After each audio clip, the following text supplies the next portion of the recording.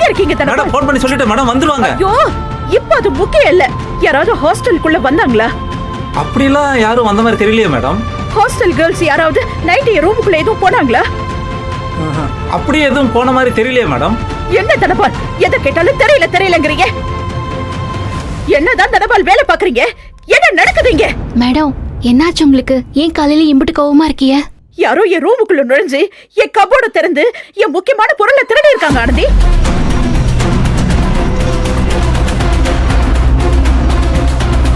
ஐயோ,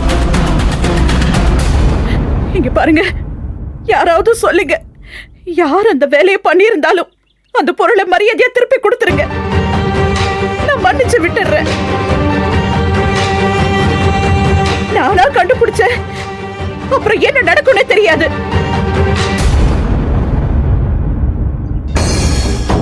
என்ன மேடம் சொல்றீங்க?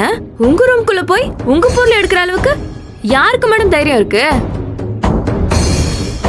நீங்க நல்லா தேடி பாருங்க மேடம், வேற எங்கேயாவது வச்சிருக்க போறீங்க. நான் அந்த பொருளை கபோர்ட தவிர வேற எங்கேயும் வைக்க மாட்டேன்.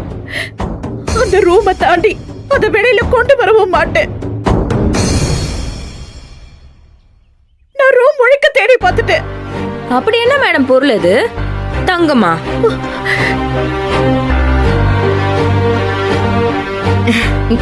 இல்ல மேடம், என்னன்னு தெரிஞ்சா யாராவது எடுத்து வச்சிருந்தா கூட நாங்க கண்டுபிடிச்சு உங்ககிட்ட கொண்டு வந்து கொடுப்போம்ல, அதுக்காக தான் கேக்குறான். சொல்லுங்க மேடம். தங்கம்மா? அதுக்கும் மேல எனக்கு ரொம்ப முக்கியமான பொருள்.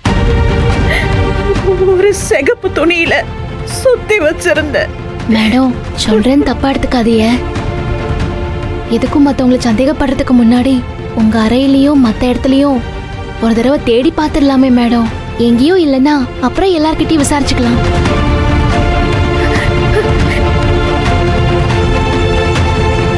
வாங்க, நாமளும் மேடம் ரூம்ல போய் தேடுவோம். ஆனந்தி, நாங்க தேடிக்கிறோம். நீ ஏற்கனவே வேலைக்கு 2 நாள் லீவு. இப்பவே டைம் ஆச்சு, நீ வேலைக்கு கிளம்பு. இல்ல காயத்ரி, வார்டன் மேடம் எதையோ பறி கொடுத்துட்டு காணும் தவிப்புல இருக்காங்க. நான் எப்படி போறது? ஆனந்தி, அவங்க ரூம்குள்ள போய் எடுக்கிற தைரியம் இங்க யாருக்கும் இல்ல. அது எதுவா இருந்தாலும் அவங்க ரூம்குள்ளதான் இருக்கும். தேட நாங்க ஹெல்ப் பண்றோம், நீ கிளம்பு.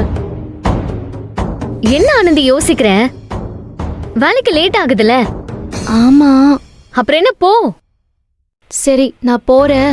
நீங்க வார்டன் மேடத்துக்கு ஒத்தாசையா இருங்க. சரி. அண்ணே, சொல்லுமா. மாடியில டிவி ரூம்ல ஏதாவது இருக்கான்னு தேடி பாருங்க. சரிம்மா, நான் தேடி பாக்குறேம்மா. அக்கா, நீங்களும் போய் தேடி பாருங்கக்கா. சரிம்மா. போங்க. சரி வா, நம்ம போய் தேடி பாப்போம். வா.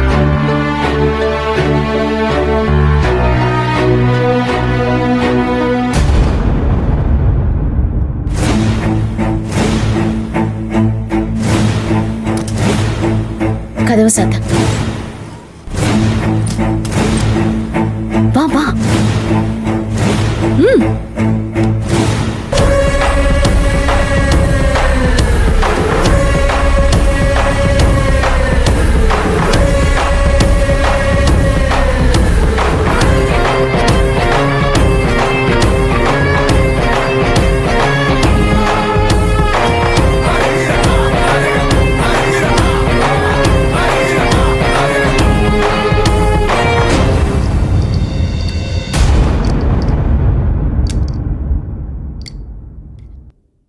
இதை எடுத்து ஒளிச்சு வச்சா வார்டன் ஏன் டென்ஷன் ஆக போறாங்கன்னு கேட்டல்ல.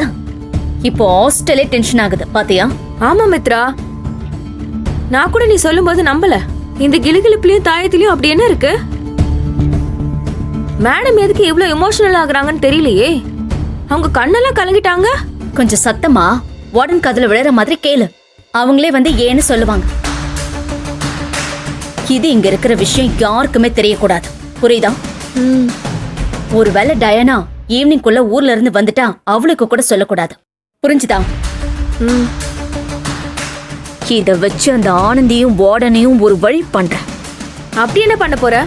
இப்பவே எல்லாத்தையும் தெரிஞ்சுக்கணும்னு அவசியம் இல்ல. நேரம் வரும்போது நானே சொல்றேன்.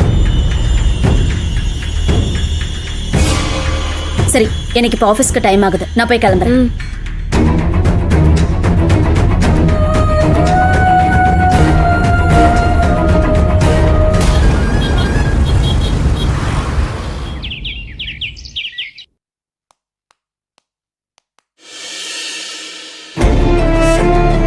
ஏய் சௌசௌ, அன்பு வரான்.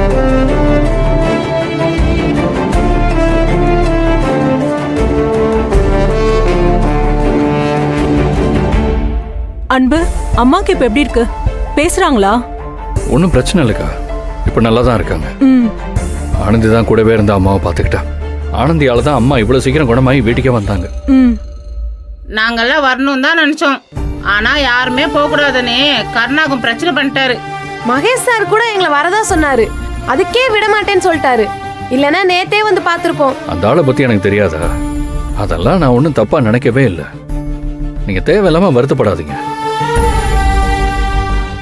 ஆமாம், நான் மொத்தம் ஒரு வேலையை அமைச்சிருந்தேனே, வந்துட்டானா? இன்னும் வரலையேண்ணே. இத வந்துட்டேன்டா. சரி, நீங்களாம் போய் வேலையை பாருங்க, போங்க.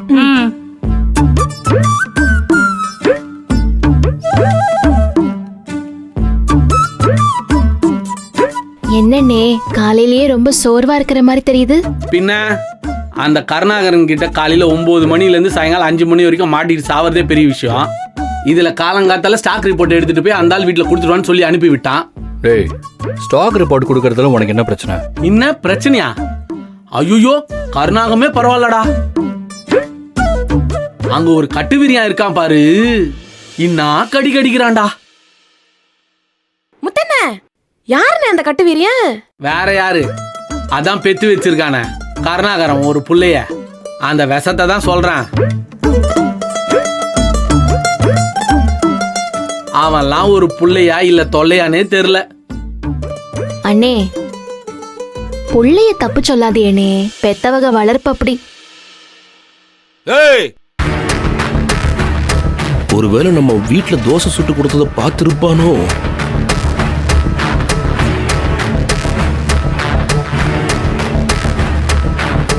டேய் மாப்ள, நம்ம பேசுனது காதுல விழுந்திருக்குமாடா? கேட்டா சமாளிச்சுக்கலாம், அவசரப்பட்டு நீ ஏதாவது உளறி வச்சிடாத.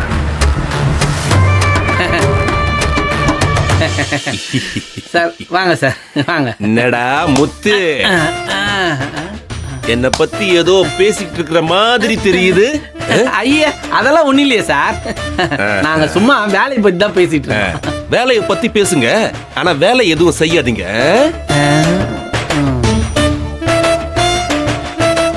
என்ன நீங்க 2 பேரும்